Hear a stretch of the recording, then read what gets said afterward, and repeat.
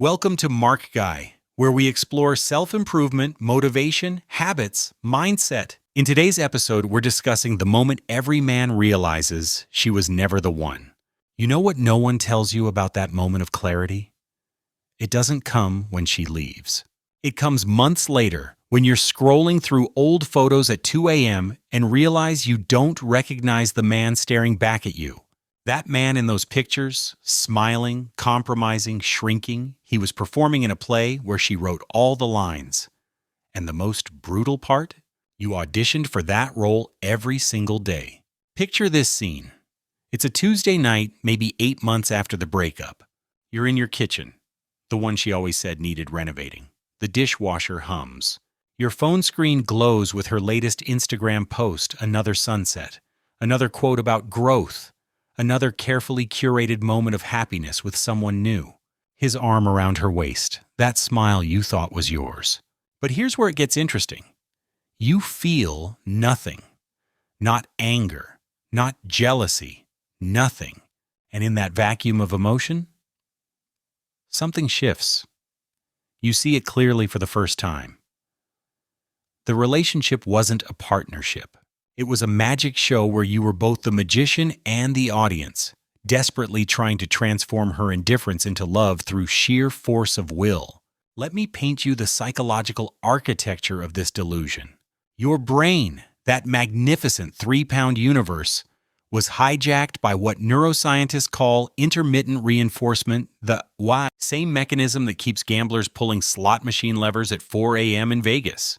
She gave you just enough affection, just enough attention, just enough hope to keep you invested.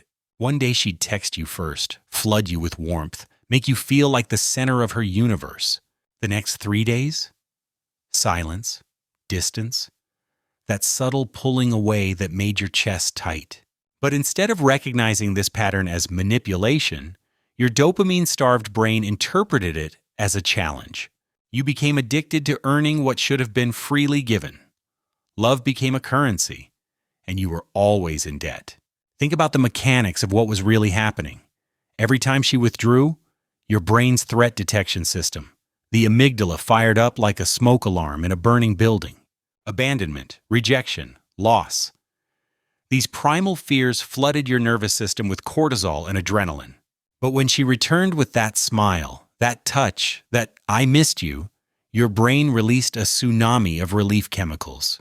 Dopamine, oxytocin, serotonin. You weren't falling in love. You were developing a chemical dependency on emotional uncertainty. This is why abusive relationships feel so intense. They hijack your survival circuitry and dress it up as passion. Here's where it gets darker. You started changing, didn't you? Not growing, shrinking. Phase 1. You stopped seeing certain friends because she said they were negative influences. Phase 2. You abandoned hobbies that didn't include her, rationalizing that couples should share everything. Phase 3. You began filtering every decision through the lens of her approval. Would she like this restaurant? Would she approve of this shirt? Would this career move make her proud? You became a method actor so committed to your role that you forgot you were acting. The psychological term for this is self-abandonment, and it's more common than anyone admits. You didn't lose yourself all at once. You traded yourself away in tiny transactions, each one seeming reasonable at the time. But why? Why does an intelligent, capable man voluntarily enter this psychological prison? Because somewhere in your development, maybe from your mother, maybe from movies, maybe from societal programming, you internalized a toxic equation. Your worth equals your ability to make a woman happy. So when she was unhappy, which was often, your subconscious interpreted it as a fundamental failure of your masculinity. You doubled down, tried harder, bought more gifts, planned better dates, apologized for things you didn't do. You became a happiness contractor, working overtime on a project that was designed to fail from the blueprints. This isn't about romance, it's about wiring. Your brain's reward system was calibrated to her validation like a compass, pointing to a false north. Every time she smiled at you, your neural pathways strengthened their association between her approval and your survival. This is the same mechanism that makes cult members defend their leaders and hostages develop Stockholm Syndrome. The technical term is trauma bonding, but let's call it what it really is: psychological imprisonment, where you're both the guard and the prisoner. Remember those fights? The ones that started over nothing and escalated into relationship-ending threats? She'd accuse you of not caring enough, not trying enough, not being enough. And what did you do? You apologized. You promised to change. You took responsibility for her emotions, like they were your homework assignment. But here's the pattern you missed. She wasn't fighting with you. She was fighting with the reflection of herself she saw in your eyes. Every criticism she launched at you was actually meant for the mirror. When she said you were emotionally unavailable, she was describing herself. When she accused you of not being committed, she was confessing her own exit strategy. Psychologists call this projection, but it's really just advanced gaslighting with a psychology degree. And the sex, let's talk about that elephant in the bedroom. In the beginning, it was frequent, passionate, adventurous. It felt like confirmation that you were special, chosen, desired. But as the relationship progressed, it became a reward system. Good behavior earned intimacy. Disagreements meant cold shoulders and separate sides of the bed. She weaponized desire, turned your natural need for physical connection into a behavioral modification tool. You found yourself performing emotional gymnastics just for the possibility of physical touch. What you called making love was actually a transaction in an economy where she controlled the currency and the exchange rate. Do you remember the moment you started walking on eggshells? It was subtle at first. You'd pause before speaking, run sentences through a filter of how will she react? You became fluent in the language of her moods, reading micro-expressions like a FBI behavioral analyst.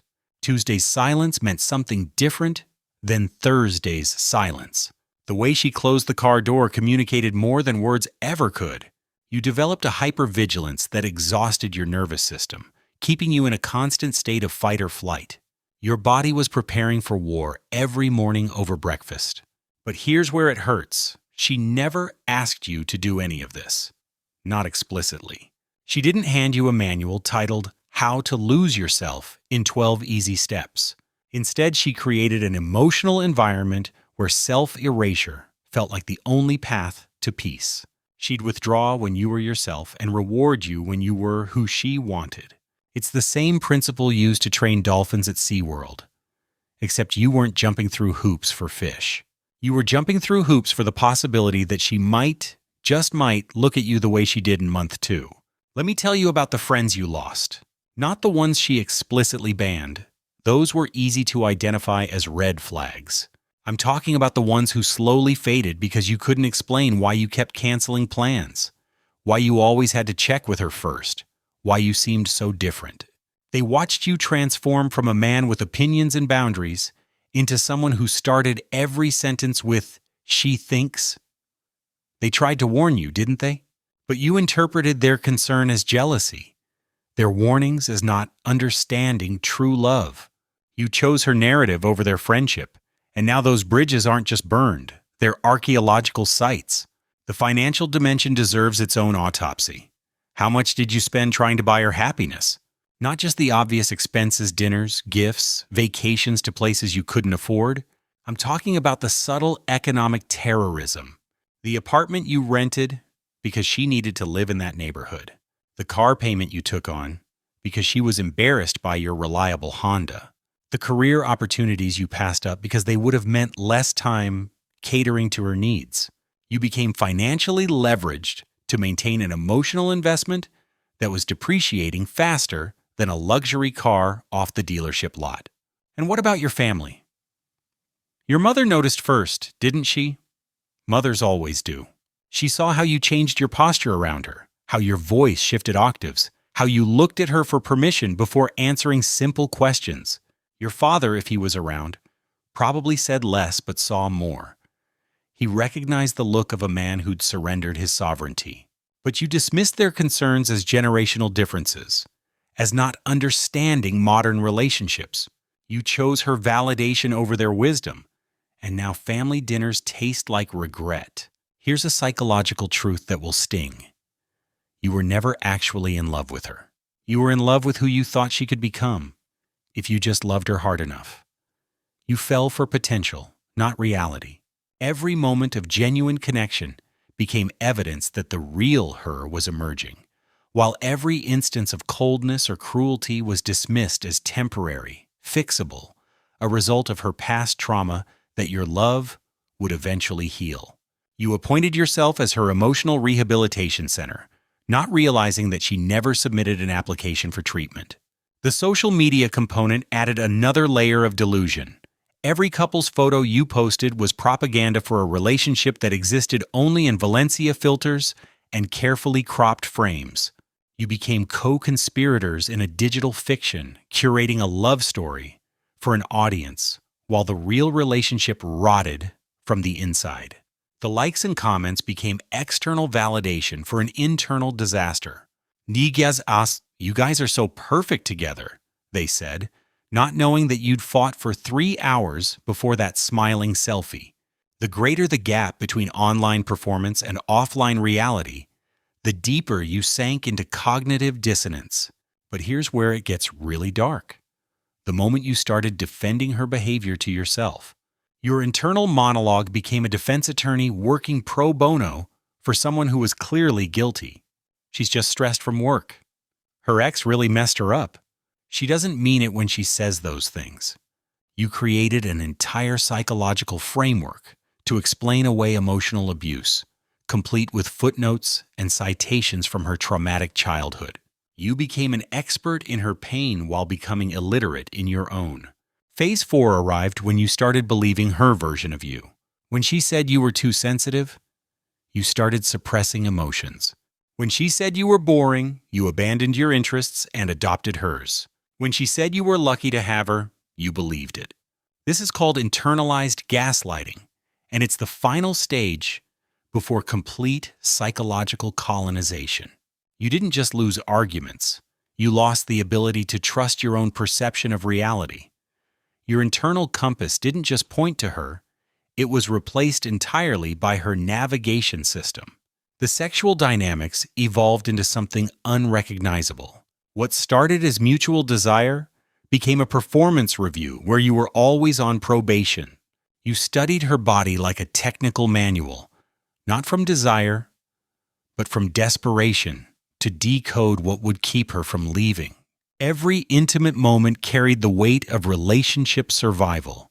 You confused anxiety with arousal, performance with passion.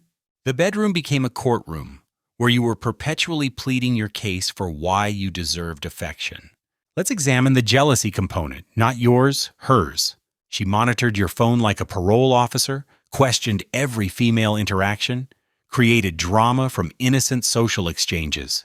But simultaneously, she maintained friendships with ex-boyfriends, entertained attention from other men, kept backup options warm while demanding your absolute fidelity. This double standard wasn't hypocrisy, it was strategy. By keeping you constantly defending your loyalty, she never had to be accountable for hers. You were so busy proving you weren't cheating that you never noticed she was shopping for your replacement. The morning routine tells the whole story. Remember how you used to wake up with purpose, maybe hit the gym, grab coffee, attack the day? With her, mornings became emotional weather reports. You'd wake up and immediately scan her mood like checking for storm warnings. Her energy determined your day's forecast. If she woke up unhappy, you spent breakfast trying to fix it. If she woke up distant, you spent your commute analyzing what you'd done wrong. Your circadian rhythm synchronized not with the sun, but with her emotional climate. Here's a pattern you definitely missed: the strategic timing of her crises. Notice how her biggest emotional breakdowns, her most dramatic needs, always coincided with your important moments: the night before your big presentation, the day of your friend's wedding, the weekend of your family reunion. This wasn't coincidence, it was sabotage. She couldn't stand you having a spotlight that wasn't reflecting her. Your success, your joy, your connections outside of her, they were threats to her control. So she manufactured emergencies that required you to choose between her and everything else. And you chose her. Every time. But here's where it hurts the most. The future you sacrificed. The business you didn't start because she said it was too risky. The graduate degree you didn't pursue because she needed you available. The job across the country you turned down because she couldn't leave her comfort zone. You didn't just lose 3 years or 5 years or however long it lasted. You lost the compound interest on those investments in yourself. You're not just behind, you're behind on being behind. The recovery math is brutal. For every year you spent shrinking, it takes 2 to rebuild. Not because the damage is that severe, but because you have to unlearn the survival mechanisms you developed. You have to retrain your nervous system to not interpret peace as the calm before the storm. You have to rebuild friendships with people who watched you disappear. You have to learn to make decisions without checking with a committee that no longer exists. And then comes the comparison phase. You see other couples and wonder if all relationships require such sacrifice. You watch healthy partnerships and feel like you're observing an alien species. The ease with which they communicate, the natural respect, the individual growth within togetherness, it all seems like fiction. You realize you've been living in a psychological war zone for so long that peace feels uncomfortable. Your nervous system keeps waiting for the next attack, the next crisis, the next emotional ambush. Here's what nobody talks about: the shame. Not just embarrassment, deep, cellular level shame. How did you, an intelligent man, fall for this? How did you ignore every red flag, every warning sign, every friend's concern? The shame isn't just about what happened, it's about who you became. You look at photos from before her and see a stranger you wish you could become again. But that version of you is gone, and the new version has to be built from scratch with damaged materials. But let me tell you when the real moment of clarity arrives. It's not dramatic, it's quiet. You're doing something mundane, maybe grocery shopping, maybe driving to work, and you realize you haven't thought about her in 3 days. Not because you're forcing yourself not to, but because your brain has finally accepted what your heart knew all along. She was never the one. She was never even close. She was a masterclass in what you don't want, dressed up as everything you thought you did. The revelation isn't that she didn't love you. It's that she didn't love herself, and you volunteered to be collateral damage in her war with her own reflection. You signed up to be her emotional support animal, her validation vending machine, her psychological punching bag. And the saddest part? She's probably telling her new guy the same stories about her crazy, controlling ex that she told you about the one before. The pattern continues, just with updated casting. This isn't about becoming bitter or closing yourself off. It's about recognizing that you survived psychological warfare and came out with intelligence that most men pay therapists thousands to acquire. You learned the difference between love and trauma bonding. You learned that loneliness in a relationship is worse than being alone. You learned that no woman, no matter how beautiful or seemingly perfect, is worth the price of your psychological sovereignty. Here's where the growth happens, in the admission that you were complicit, not in your abuse, but in your abandonment of yourself. You had agency, and you used it to choose her repeatedly over your own well-being. This isn't victim blaming, it's power reclamation. Because if you had the power to choose wrong, you have the power to choose right. The same intensity you brought to trying to save her can now be directed towards saving yourself. The practical rebuilding starts small. You make a decision without considering what she would think. You buy something you want without justifying it to her ghost. You reach out to an old friend without crafting an explanation for your absence. Each small act of autonomy is a brick in the foundation of your reconstruction. You're not just healing, you're architecting a new version of yourself that has better boundaries, clearer standards, and non-negotiable self-respect. But here's the trap many men fall into. They swing to the opposite extreme. They become emotionally fortified, romantically cynical, chronically unavailable. They mistake isolation for independence, coldness for strength. Don't become her opposite. That's still letting her define you. The goal isn't to become invulnerable, it's to become selective. Not every woman is her, but your job is to recognize the ones who are before you, hand them the keys to your kingdom. The dating world looks different now. You see the patterns everywhere. The love bombing followed by withdrawal. The emotional volatility disguised as passion. The subtle tests and manipulations. It's like having X-ray vision at a magic show. You see all the tricks. This knowledge is power, but it's also responsibility. You can't unsee what you now see, and you can't pretend you don't know what you know. Some men never have this realization. They jump from one emotional terrorist to another, each time believing this one is different. They're attracted to the chaos because their nervous system has been rewired to interpret drama as love. They become professional victims in their own romantic horror stories, never recognizing that they're both the casting director and the leading man. But you're different now. You've had the revelation. You've seen behind the curtain. You understand that the moment you realized she was never the one wasn't a loss, it was liberation. You didn't lose a soulmate. You escaped a psychological prison where you were both the inmate and the warden. The door was always open. You just had to stop believing her when she said the world outside would be worse. The friends who remained, the ones who watched you disappear and still answered when you finally called, those are your real relationships. They loved you at your worst, when you were a shadow of yourself, when you chose her over them repeatedly. They're the ones who deserve your loyalty, your time, your rebuilt self. She was never your person. They were, and they proved it by still being there when the fog cleared. Your family's relief when you finally left her tells you everything. They held their breath for years, watching you drown, unable to throw you a life preserver you refused to grab. Now they see glimpses of who you used to be, mixed with someone newer, stronger, more aware.